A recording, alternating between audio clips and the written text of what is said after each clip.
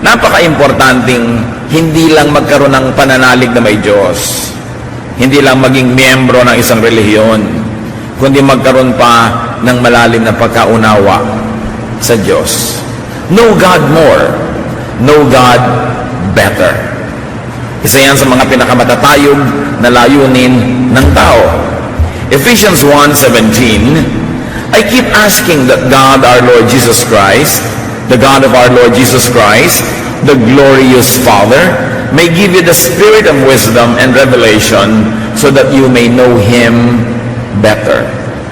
Yan ang dalangin itong sumulat ng mga taga-Efeso, na pagkalooban ng Espiritu ng Diyos ng karunungang hindi makalupa kundi makalangit, upang lalong mahayag ang Diyos at lalong makilala ng mga mananampalataya. Knowing God better is a gift from God. Hindi ito na nararating sa pamamagitan ng pagsisikap lamang, pag-aaral lamang, kundi ito ay pagpapahayag na biyaya ng Diyos. So ask for this gift, but be ready to be changed by the more revelations that would come. Sapagkat habang lalo nating nakikilala ang Diyos, lumalalim ang pagkakaalam natin tungkol sa Kanya, ay magkakaroon ng mga pagbabago sa ating pananaw, pagbabago sa ating pagkilos at mga pagpapahalaga. Bakit kailangan pang lalong makilala ang Diyos? Why is there such a great need to know God more? Because what you know now about God could have been shaped only by religious instruction or doctrine. Hindi malayo na ang pagkakaunawa natin tungkol sa Diyos ay hinubog lamang ng ating relihiyon. Kaya iba-ibang taong iba-iba ang relihiyon ng kinasalihan, iba-iba ang pagkakakilala sa Diyos. Siyempre, nagpapaligsahan naman ng bawat relihiyon para sabihin sila lang yung tama at yung iba ay mali. But usually what we know of God is controlled by religious officials, religious committees, or councils. Mga grupo ng taong matataas ang posisyon, magaganda kumisa ng mga suot, at sila ang nagsasabi, ito ang Diyos, ito ang dapat mong malaman tungkol sa Diyos, at ito ang kahulugan ng salita ng Diyos. It's possibly correct, but also possibly biased, myopic, self-serving.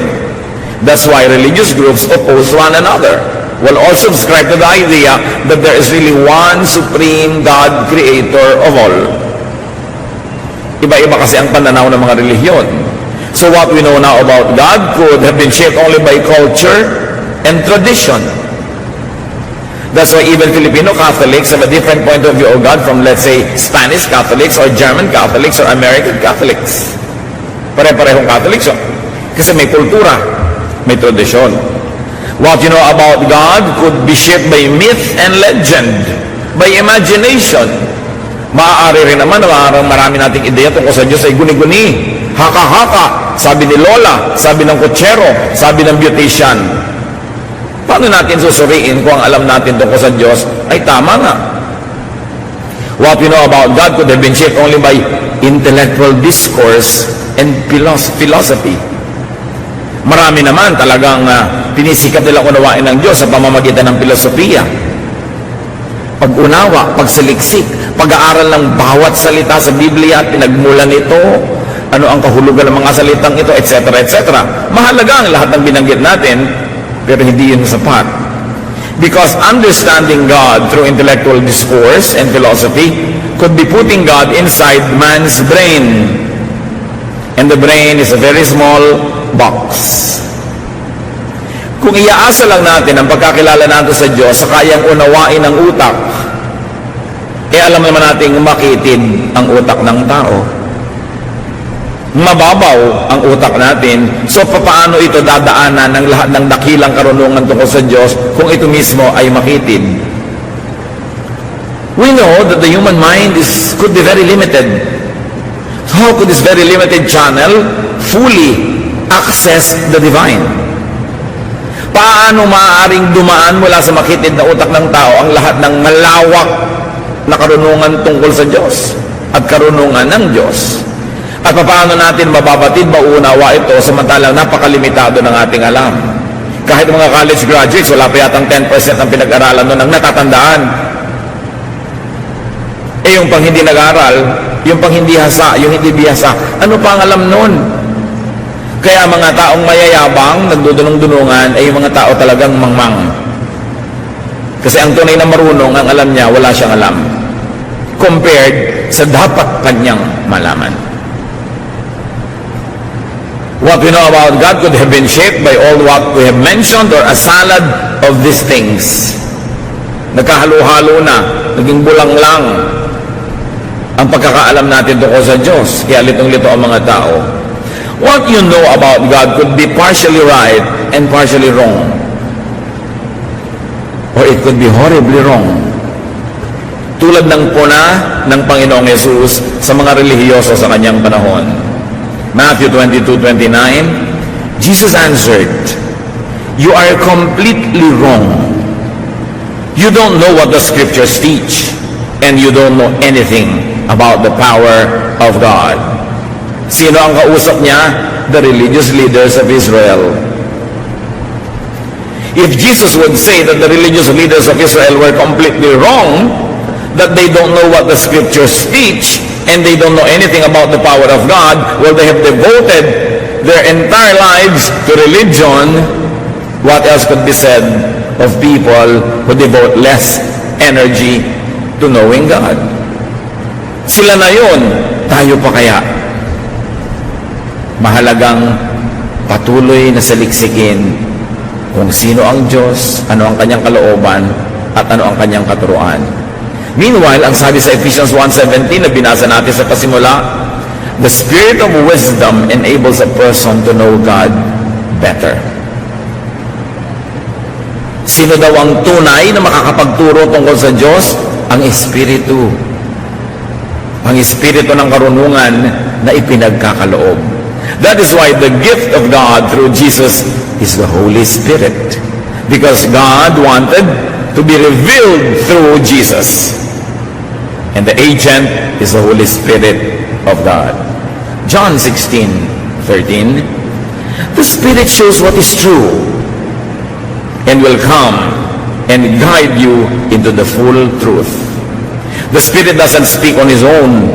He will tell you only what He has heard from me, and He will let you know what is going to happen. The Lord Jesus speaking. Sabi niya, ang Espiritu ang magbubukas ng inyong isip. Ang Espiritu ang magpapakilala sa inyo sa Ama. Ang Espiritu ang magtuturo sa inyo. So what people need to know God more are not more scriptures, not more verses. Sa dinami-rami nga niyan, hindi na mapag-aralan lahat. Not more priests and theologians, not more religious laws, but spiritual understanding and discernment. Ang tunay na kailangan natin ngayon ay hindi mga karagdagang pang mga banal na kasulatan, hindi karagdagang mga pare o mga pastor o mga theologian, hindi karagdagang pang mga regulasyones, kundi espiritual na pagkakamulat. Lampas sa utak, lampas sa isip, lampas sa kaugalian, lampas sa dati ng alam. Then wisdom is what we need to apply what we will understand to daily life and to eternity. Kaya po magulo ang mga relihiyosong tao. Troubles come from intellectualization.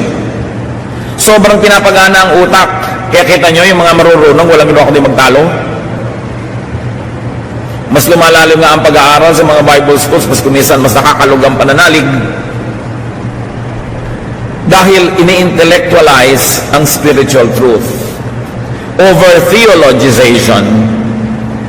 Sobrang inilalagay sa kahon ng pagkaunawa ng Diyos, sa Diyos. Kaya pag sinasabi mo, sasali ka sa isang church, ano po ang inyong statement of faith? The statement of faith, of course, is nothing but an interpretation of Scripture or a formal declaration of what they believe in. It doesn't always have to mean the exact will of God for His people or for the church. Sobra ang pag-intellectualize, ang pag-theologize, at sobra ding literalization. O bakit ka kumakain yan? Sabi ng Bible, eto. O ba't ganyan ang suot mo? Sabi ng Bible, eto. Sobrang literal. Wala ng contextualization na nagaganap. In other words, one of the problems with the intellectual approach to understanding God is the over-universalization of snapshots. Alam natin kung anong snapshot. Pag pumunta kayo sa mga ATM machines, gusto nyo malaman ang balance ng inyong account, bibigyan kayo ng snapshot. Etong pera mo ngayon. Hindi ibig sabihin na yan ang pera mo kahapon at yan ang pera mo next month. Pag may snapshot, nilitratuhan ka ng isang tao, lalo't stolen shot, so to speak, hindi ibig sabihin laging gano'n ang buhok mo, laging gano'n ang damit mo, laging gano'n ang itsura mo. Snapshot lang yon. Yun lang ang itsura mo nung oras na yon. So hindi pwede may magsabi, bakit ka naka-orange ngayon? Sabi ng picture, dapat naka-blue ka. Nung pinicturean ako, naka-blue ako. Ngayon naka-orange ako. Ito ang totoo sa akin ngayon. Anong kinalaman niya sa Biblia, mga kapatid? Maraming mga tao sobrang mag-universalize ng snapshots. Halimbawa, sinabihan ni Paul ang mga taga-Corinth, dapat maiksi ang buhok ng mga lalaki. O ngayon, i-accuse mo lahat ng lalaki na mahaba ang buhok. Ano ba ang kahulugan ng araw sa kanila ng mahiksi at mahabang buhok? Ano bang ibig sabihin sa kanila sa kultura noon? Bakit yun masama para sa iba at hindi mabuti para sa ibang mananampalataya? Noon, ang tanong, ganun pa rin ba tayo ngayon? Ang kahulugan ba nun sa kanila ay kahulugan pa rin ngayon? Kaya tuloy pwede mong i-apply yung verse na yun ngayon. At yan ang nagkakagulo. Sobrang nagagapos, natatali ang mga tao sa pag-unawa sa Diyos dahil kalit-liit ang tuldok at mga salita ng mga sulat at instruction that were given to specific recipients in specific context for specific needs were universalized by theologians for all time, for all people, in all places. Nawawalan tuloy ng halat, ng sarap ang salita ng Diyos kung ino-over-universalize at kulang sa contextualization. Ang nagiging pag-unawa tungkol lang natin sa salita ng Diyos is all purely intellectual, mental. Knowing God better is a spiritual process. Of course, you begin with something intellectual and mental. You begin with words, you begin with ideas, you begin with symbols, but you don't stop there. You know God beyond intellectual, verbal, and methodical process. Bakit po? Dahil yung intellectual, verbal, and methodical process ay limited. It's very limiting. How could a finite mind totally comprehend an infinite God? Kung merong napakalaking, kita nyo kung bakit bumabaha, ang laki-laki ng Laguna de Bay, yung lake. Paano pumupunta yung tubig dyan patungo sa Manila Bay? Dadaan lang sa napakakipot na Pasig River. Nagbabaha tuloy, nagbabara. Kasi hindi kayang dumaan ang lahat ng tubig sa Laguna de Bay, lalo kung katatapusan ng bagyo at mahabang ulan, hindi kayang dumaan sa makitid na ilog na Pasig. At yung ilog na yun, gano'n ang utak ng tao. Ang kitid-kitid lang, paano mo patadaanin lahat ang pwedeng maunawa tungkol sa Diyos na napakalaki? Nakakatulong ang utak, nakakatulong ang karunungan, pero hindi yun ang lahat-lahat. Kailangan ng espiritual na kapahayagan na nauunawa hindi ng utak kundi ng espiritu na nananahan naman sa atin. Kaya sabi ng binasa nating verse, ang dalangin ko, pagkalooban kayo ng Diyos ng espiritong makapagbibigay ng kaliwanagan para maunawa nyo ang Diyos. Espiritu. Yung espiritong nasa kabilang ibayo, dadaan sa espiritong nasa atin para lalo nating maunawa ang Diyos. Philippians 3:10, all I want is to know Christ and the power that raised Him to life. Walang mahalaga sa akin, wala akong higit na hinahangad kundi makilala si Kristo at maunawa ang kapangyarihang bumuhay na muli sa Kanya. So this is the highest aspiration, the highest development, the highest accomplishment is to know Christ and the power that raised Him to life. The same power that will raise us to life. Magandang mag-memorize sa mga verses, pero ang daming tao, memoryado yung buong Bible, pero nakilala ba nila ang Diyos? Naging maka-Diyos ba sila? Maganda mag-aral ang mga theology, surely. Isa rin niya sa mga susing maaaring magbukas ng ilang pinto. Pero tunay na mahalaga ang pagkakaloob, ang pagbibigay ng Diyos ng pagkaunawa. At lumalampas ito sa utak. So search for that knowledge of God, for that understanding, for that power that raises one to life. Napakagandang hangarin na maunawa mo kung paano binuhay si Kristo. Dahil ganun din tayo bubuhayin. So hindi lamang mga theological decorations, theological knickknacks that lead not to life but often to quarrels. Bakit natin kailangan seryosohin itong ganitong pag-aaral, mga kapatid? Madali naman magturo ka ng verse, ibigay mo yung kahulugan, historical background, application today, tapos ang kwento. Pero hindi lang dapat dinadaan sa mga ganun ang pag-unawa sa Diyos. Dapat magbukas pa tayo ng ibang channels. At pwede yan sabay-sabay na bukas because we were fearfully and wonderfully made. There is so much more to know about God beyond what we hear and what we see in verses. So know God spiritually. How do you do that? Through prayer and meditation on your own. Dapat nating sariwain, balikan at buhayin yung personal na pakikipagniig sa Diyos. Yung wala kang sinasabi, nananahimik ka lang, hinahayaan mo lang kausapin ka ng Espiritu. Beyond words, beyond sermons, beyond reason, beyond thought, beyond the mind, beyond logic. Sobra na tayong nasanay na para mga baby na sinusubuan kutsa-kutsarita ng pagkain. Akala natin umatin tayo ng church once a week, umupo ka doon ng 1.5 hours, ay nagkaroon ka na ng spiritual feeding na sapat. No. Dapat ang pag-aaral natin ang sabay-sabay ay nagbubukas lamang ng isip nating marami pang dapat tuklasin ng isa, ng solo. Pag nag-iisa ka sa iyong silid, sa iyong lugar, sa iyong kinalalagyan, kailangang patuloy mong hanapin ang Diyos at makinig ka sa Kanya diretso. Hindi lang yung nadidinig mo through the pulpit, through the Sunday school teacher, through the radio, through the TV. Kasi yung galing sa Diyos na mensahe, nagiging second or third class na dahil dumaan ako kani-kanino bago makarating sa iyo.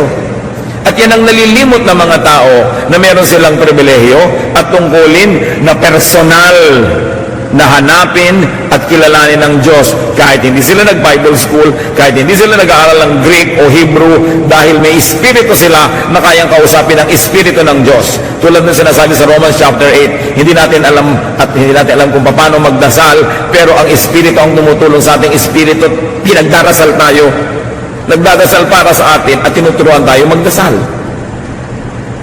Huwag kayong makontento na nakikinig dyan sandali at pag 1 hour nakahabaan na, naiinip na.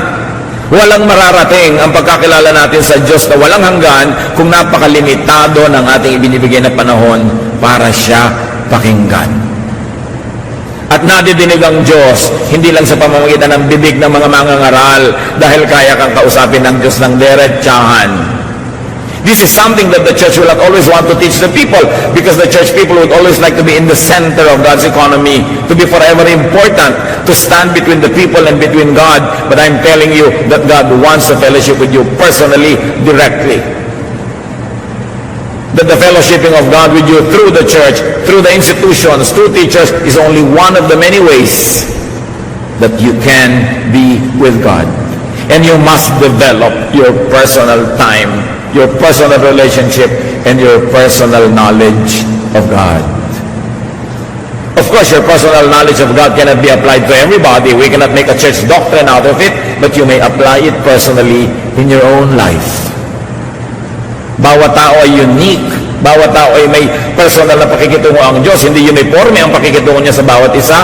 Kaya dapat tayo makadevelop ng ganung bagay. Yung mga karunungan, yung mga theology, yung mga sermon, these are mental constructs and they could become filters, molds, obstacles even, limits, and hindrances in understanding the divine. Kaya nakikita nyo ang mga tao kuminsan, pagka nakinig kay Speaker A, nagiging korteng A ang utak. Pag tagasunod na Speaker B ang utak. Kaya nagbabangay-bangayan, pero alam nyo, there's only one God.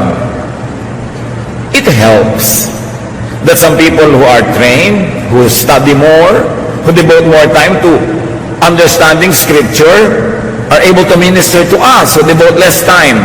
But these are not the only ways that God can teach us.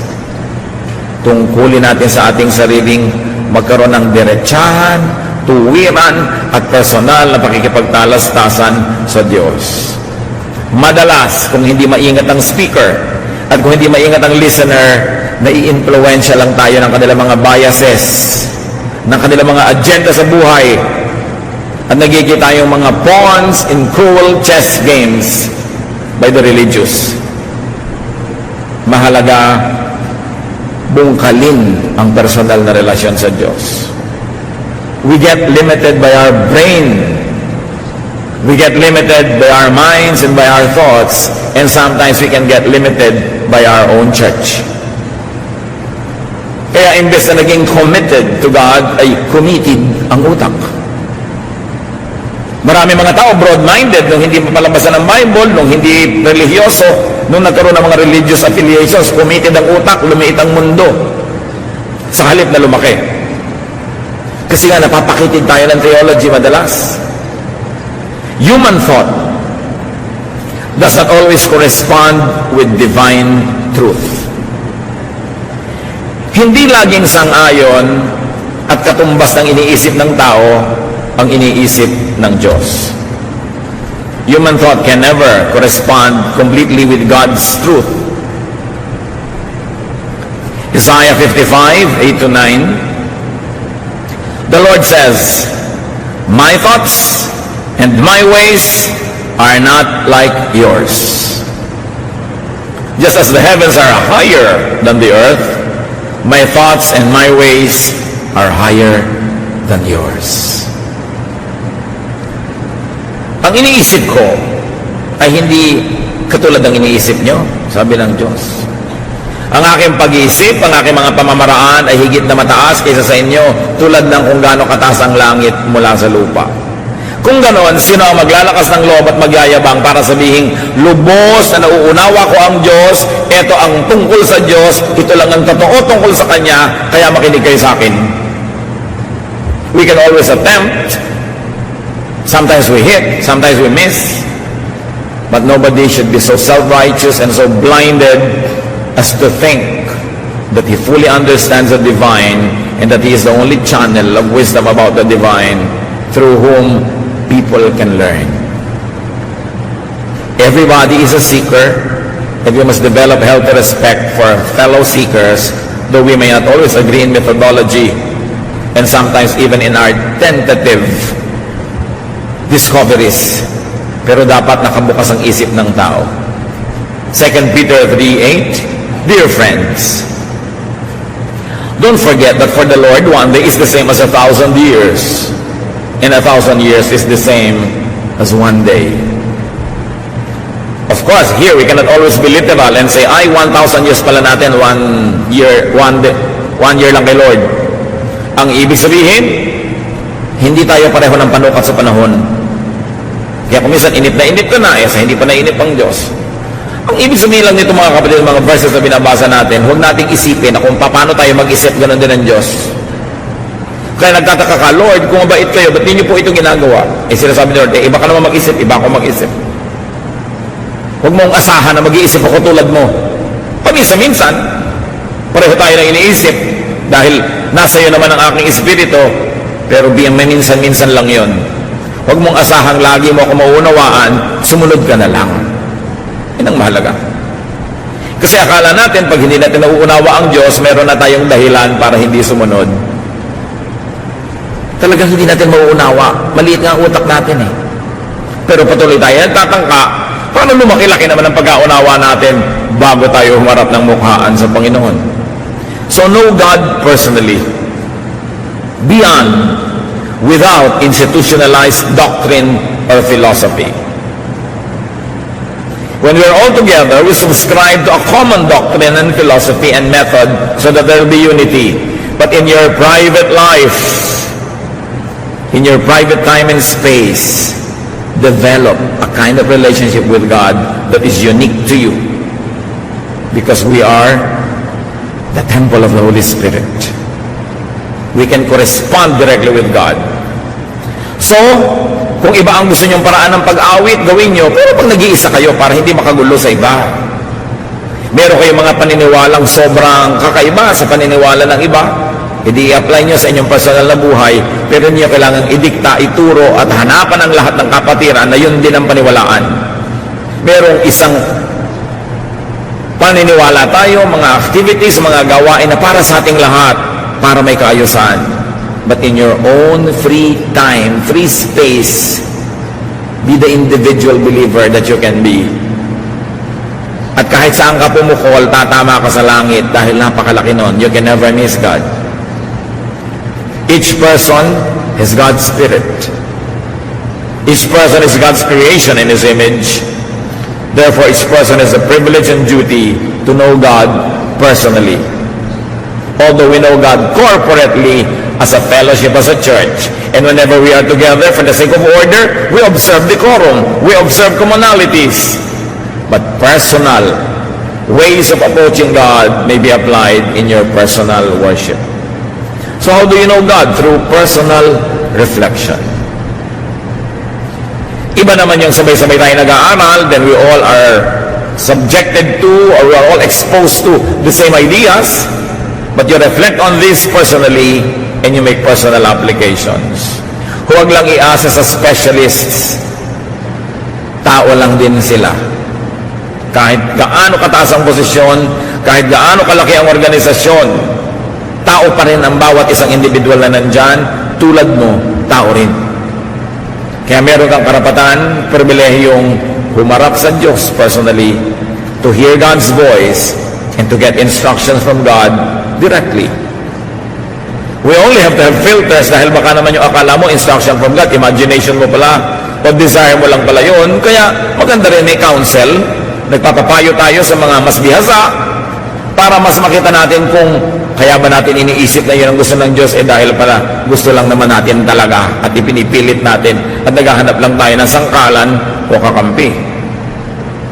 Napakaraming personal na pagkakakilala sa Diyos sa labas ng templo, kahit sa Old Testament. Napakaraming revelation ng Diyos sa mga personal na mga individual, hindi pinadaan sa religious institutions, although may pinapadaan din sa religious institutions. So know God experientially sa pamamagitan ng ating karanasan. Lasapin ang Diyos. Exodus 33:13, sabi ni Moses, "If you are pleased with me, teach me your ways, so I may know you and continue to find favor with you." Paano sinisikap ni Moses na makilala ang Diyos? Ang laki-laki ng Diyos, alin ang uumpisahan niya? Sabi niya, ipahayag niyo sa akin ang inyong mga pamamaraan, ang inyong methods, your ways.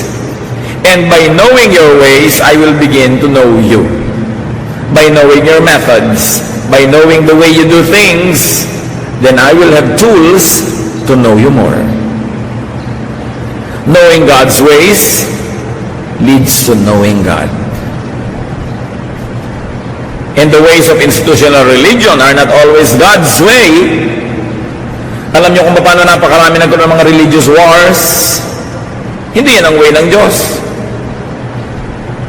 The way of Jesus is peace. Kaya nung siya aarestuhin sa halamanan, naglabas ng sandata ang isa sa mga kanyang mga alagad at tinaga yung isang taong dumating. Sabi ng Panginoon, itago mo yung sandata mo. Kung gusto ko ng giyera, kaya kong tumawag ng mga bata-batalyong anghel para makipaggiyera. But that is not my way. So whenever you see religious wars, you know that it is only the way of men, the way of religions, but not the way of God. And in that case, religious groups misrepresent God. Kaya kailangan nakikita natin yon. Know God through His dealings with you and others. Alam niyo ba na kung bubuksan niyo lang mga kapatid ang inyong mata at tainga, be observant, makikilala niyo ang Diyos kung paano siya sumasagot sa inyong mga dalangin. Kasi lagi siya sumasagot. Yes, no, later, sagot yon. Kung paano siya nagpapahayag sa pamamagitan ng mga mumunting mga himala na hindi niyo napapansin. Ang sarap na magbukas ng mata, magbukas ng pakiramdam, at damahin nyo ang pagtuturo, pag-aakay sa inyo ng Diyos araw-araw, laging nandun. Hindi lang kasi tayo nakatune in. Wala tayong inaabangan kundi mga dagat na mabiyak, mga tala na bumaba, umakyat, maraming himala araw-araw. Yung mananalangin lang kayo, lalo yung mga talagang nananalig, humihingi ng signs, nakakakita sila. Lord, ano po bang gagawin ko? Nakakalito naman. Ang sasagutin ko ba, itong si manliligaw A, B, or C, please give me a sign. And they see signs. Kaya lang, don't be deluded and don't be deceived by your emotion. Kailangan, sinusuri, pero meron. Buhay ang Diyos. Kumikilo siya. Sangkot siya sa buhay natin araw-araw. Kailangan lang nating makita. Hindi lang sa verse na nakikita. Hindi lang sa sermon. Araw-araw. Kasi kasangkot siya at mahal niya tayo. Observe. Know God through the way God moves in your life. You don't need somebody else's life to show you this. You have your own life, which is the palette through which God paints. Parang isang tanghala ng ating sariling buhay na doon nakikita ang performance ng Diyos. Kailangan lang nating magbukas ng pananaw.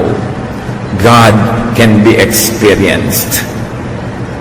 You don't only hear about God, you don't only hear God's words, experience God. Kailangan lang sensitive. One way to measure if someone does not know God, 1 John 4:8.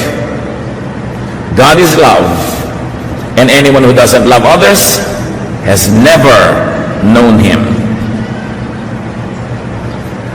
Ang Diyos daw ay pag-ibig at sino mang hindi umiibig sa kapwa ay hindi nakakilala sa Kanya kahit paano. So God is love. That is one of the greatest truths revealed in Scripture. Therefore, God's way is the loving way. Anyone who does not love, anyone who is not loving, anyone who employs unloving ways, does not know God. Despite doctrine. Doctrine! Kahit ang ganda-ganda ng doctrine, kahit ang linaw-linaw ng doctrine, ang tanong mo, loving ba? Despite statement of faith, despite religious connection or title or credentials, despite education, if someone was not loving, the Bible says, he does not know God. Kahit mataas ang ranggo, mataas ang pinag-aralan, pero kung hindi maibigin sa kapwa, hindi raw nun kilala ang Diyos. He could believe in God, no doubt. He could be religious. But still, he does not know God. So sinusuri mo ang tao, paano ka maniniwala sa kanya, paano ka susunod, hindi dahil sa kaistriktuhan, hindi dahil sa karunungan, hindi dahil sa title, kundi maibigin ba? Ang pamamaraan ba niya ay maibigin o malupit? Ang pamamaraan ba niya ay mabait o hindi mabait? Ang pamamaraan ba niya ay matulungin o pabaya? Sabi, doon mo makikilala kung talagang nakakakilala sa Diyos. Pag-ibig ang pinakadakila sa lahat. More than doctrine, more than theology, more than statement of faith is love. 1 Corinthians 13:13. For now there are faith, hope, and love. But of these three, the greatest is love. Sabi, kahit pabalik-baliktarin mo pa lahat ng paniniwalaan, doktrina, faith, etc., pag-ibig pa rin ang pinakamahalaga. Why? Because God is love. Love is the greatest doctrine. Halimbawa, sumasali ka sa church, ano ba bang doktrina nyo dito? Bautismong lubog, wisik, o buhos? Hindi yon. Ang titingnan mo, maibigin po ba kayo? Ano ba ang doktrina nyo? Pre-trib, post-trib, mid-trib. Awayan siyempre ang mga marurunong. Pero sabi, the greatest is love.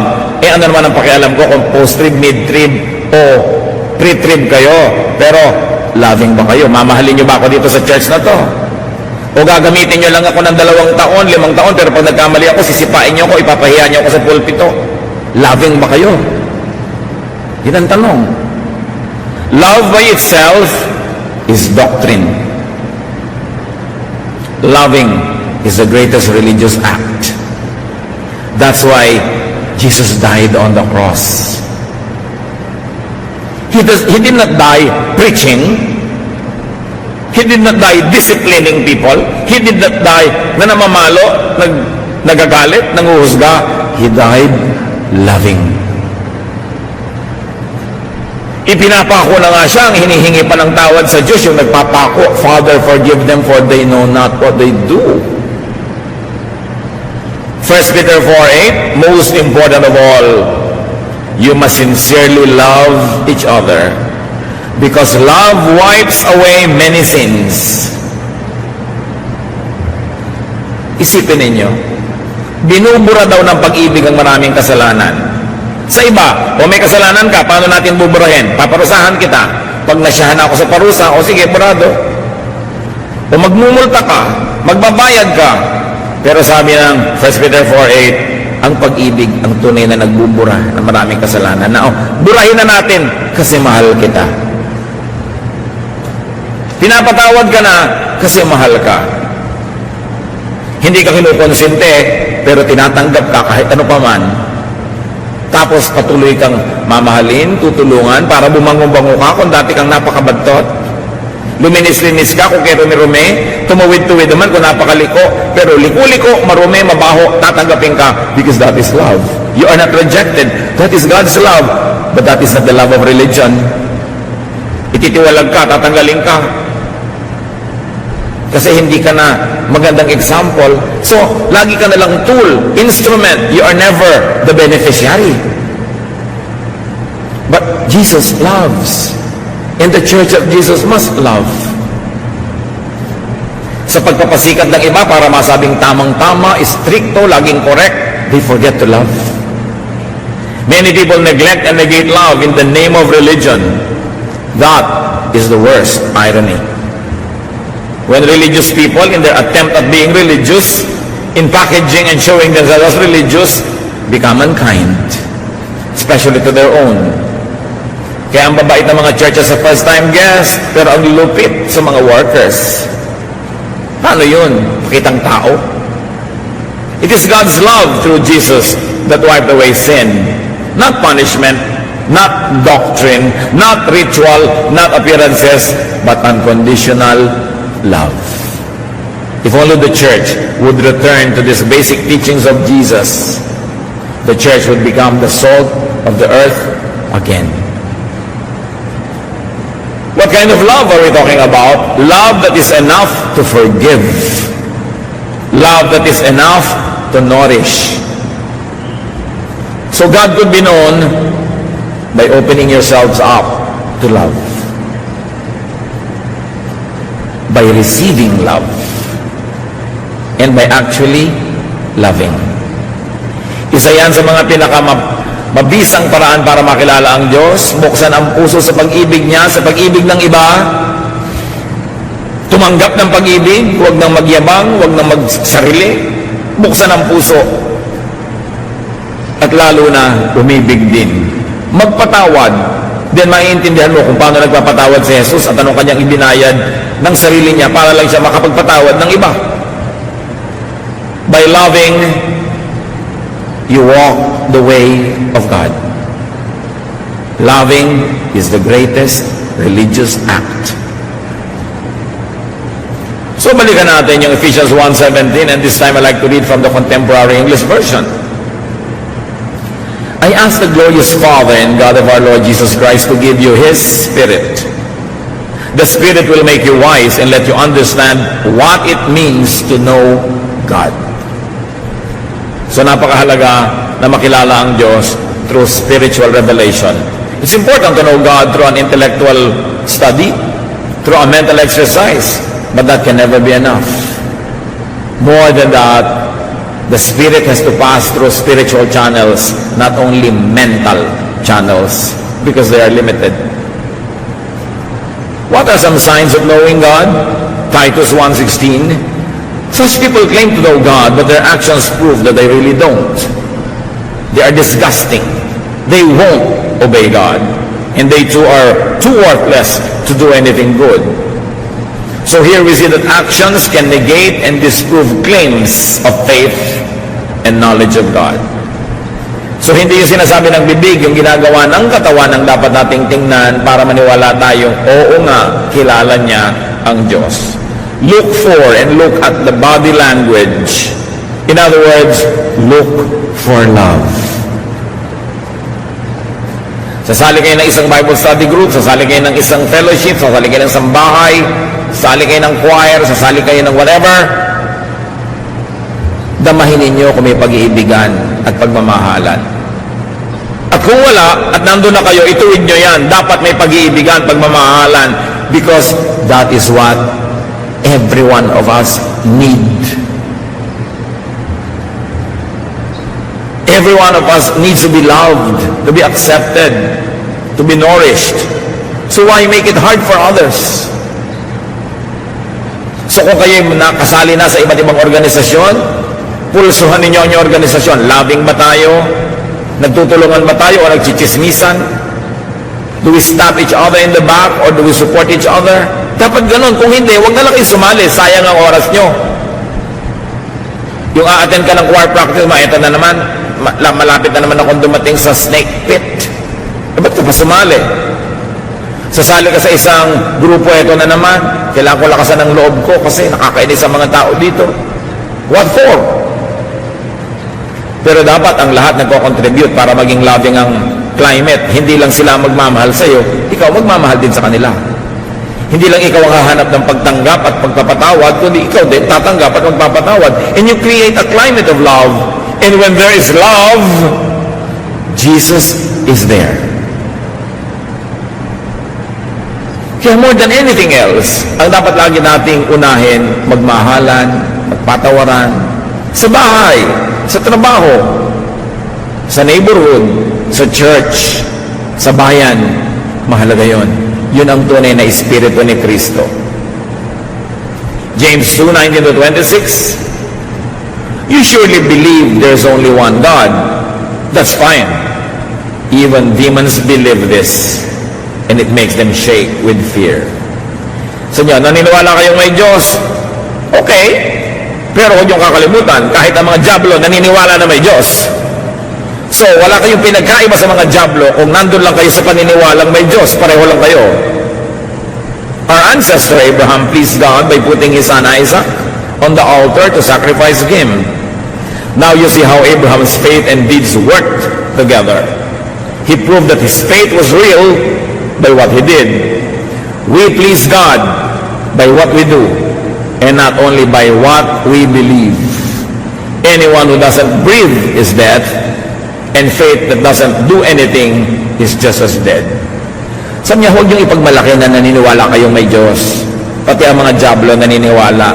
Sa katunayan, nanginginig sila sa takot dahil naniniwala silang meron. Pero hindi sapat ang paniniwala ng mga diablo para sila maging mabuti. Naniwala lang sila hanggang doon. Kaya sabi, kung kayo man naniniwala lang, pero hindi kayo mabuti, hindi kayo gagawa ng mabuti, walang patunay sa inyong mga gawa na naniniwala kayo, katulad lang kayo ng mga diablo na yun. Huwag kayong manalig na okay na kayo dahil lang naniniwala kayong may Diyos. Dapat yung paniniwala nyo magbunga ng mabubuting gawa para malayo-layo kayo umagwat at umangat mula sa mga diablong naniniwala din naman. It's not enough to have religion.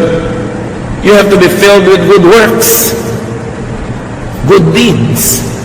It's not enough to attend church. You've got to do good things while you're attending and even when you are not attending. It's not enough to believe in God. Know God to the point of obedience, to the point of loving. Actions, obedience to God, and good deeds are signs of knowing God. not intellect, not memory verses, although they help. Matthew 5:16, sabi ng Panginoong Yesus, make your light shine so that others will see the good that you do and will praise your Father in heaven. Love is the greatest proof of knowing God.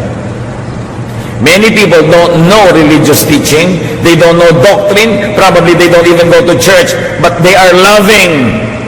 Therefore, they know God more than those who don't love, but are full of religious activities. Some religious people become unloving, harsh, and cruel precisely because they are religious.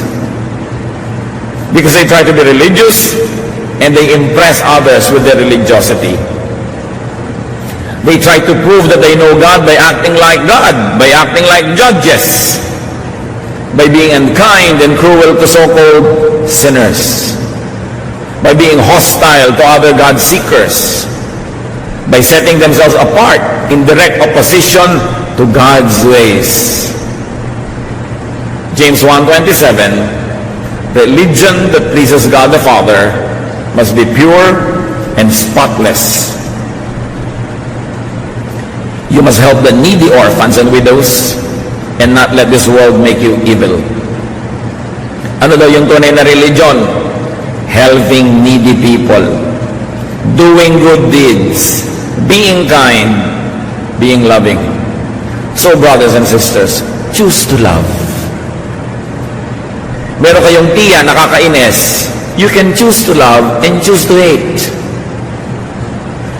May kasambahay kayo nakakabuiset, you can choose to love, you can choose to hate.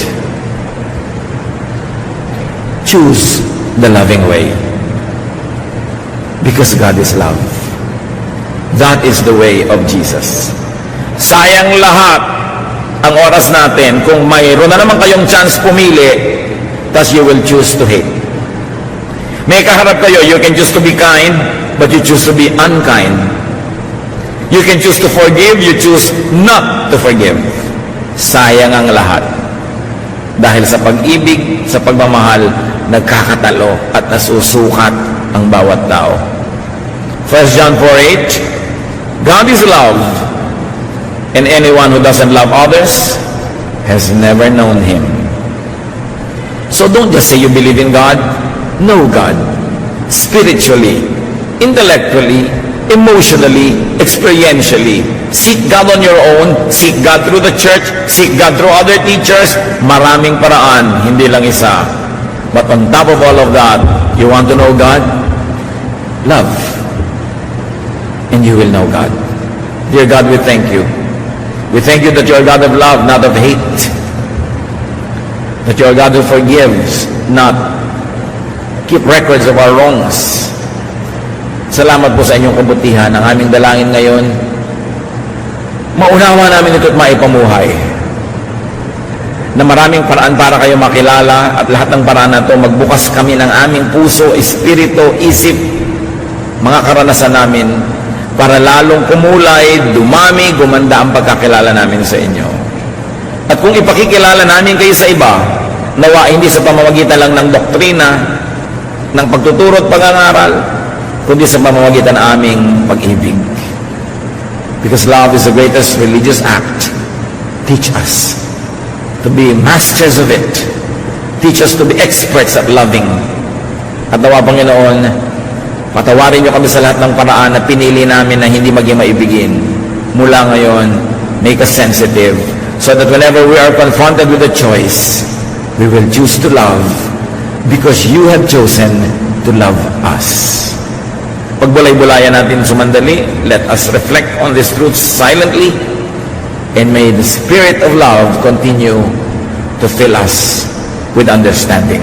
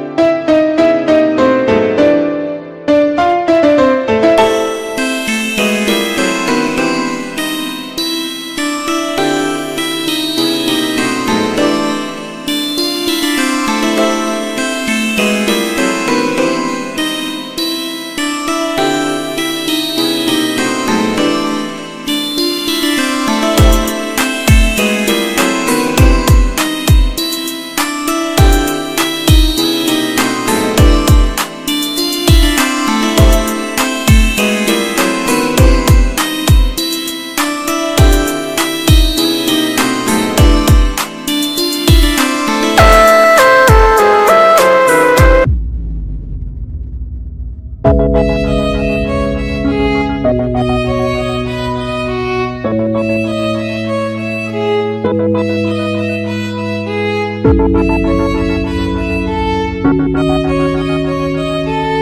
you.